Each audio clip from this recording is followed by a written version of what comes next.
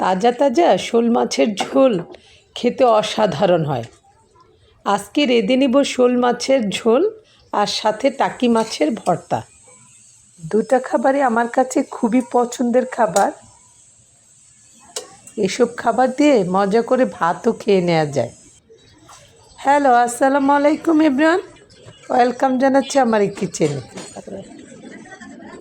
আজকে টাকি মাছের ভর্তাটা একটু ভেজেই করে নিব। সেজন্য টাকি মাছে আমি একটু হলুদ আর লবণ মাখিয়ে নিচ্ছি। এই মাছের ভর্তাটা অনেকভাবেই করে নেওয়া যায়। আজকে আমি ভেজেই করে নিব। শুকনো মরিচও আমি ভেজে নিচ্ছি। এদিকে টাকি মাছগুলি ভাজার জন্য বসিয়ে দিয়েছি।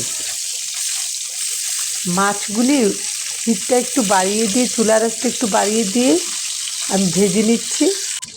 অল্প আছে, মাছগুলি বেশি ড্রাই হয়ে যাবে, ভর্তা করলে খেতে ভালো লাগবে না। ও আছে বসিয়ে রাখলে মাছ ভাজার জুসি ভাবটা চলে যায়, মাছটা ড্রাই হয়ে যায়, তখন ভর্তা খেতে ভালো লাগে না। এখন আমি শোল মাছের ঝোলটা একটু রেঁধে নিব। পেঁয়াজগুলো একটু ভেজে সাদা সাদা অবস্থায় আমি আদা রসুন পেস্ট, হলুদ মরিচ ধনিয়া সাথে অল্প একটু কাঁচা জিরার গুঁড়ো দিয়ে দিলাম। মশলায় পানি দিয়ে মশলাটা ভালোভাবে কষিয়ে নিয়েছি। নেড়ে চেড়ে কষানো মশলার উপর ধুয়ে রাখা শোল মাছগুলি দিয়ে দিলাম। এখন আমি মাছগুলি নেড়ে চেড়ে মশলার সাথে ঢেকে কষিয়ে নিব। কষানো হয়ে গেলে তারপরে অল্প পরিমাণ করে ঝোল দিয়ে দিতে হবে। তরকারিতে ভালোভাবে বলক উঠে গেছে, ধনেপাতা বিছিয়ে দিলাম। এখন একটা ভালোভাবে বলক উঠলেই নামিয়ে নিতে হবে। হয়ে গেল আমার শোল মাছের ঝোল।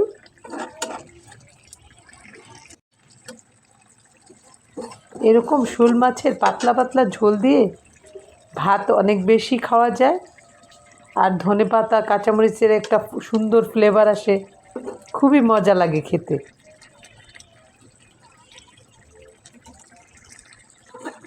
শোল মাছের ঝোল রান্না শেষ করে আমি ভর্তা বানানোর কাজে লেগে গেলাম। এখানে ভর্তা বানানোর চেয়ে মাছ বাছার ঝামেলাটাই আমার কাছে বেশি মনে হয়। মাছ আমি আস্তে ধীরে বেছে নিয়েছি যাতে কাটা না থাকে। পেঁয়াজ কুচি, লবণ, তেল, মরিচ, আদা কুচি আর একসাথে মেখে মাছগুলি মিশিয়ে দিয়ে দিলাম। হয়ে গেল আমার ভর্তা। ধনেপাতাও দিয়ে দিয়েছি। সবাই ভালো থাকবেন। আল্লাহ হাফেজ।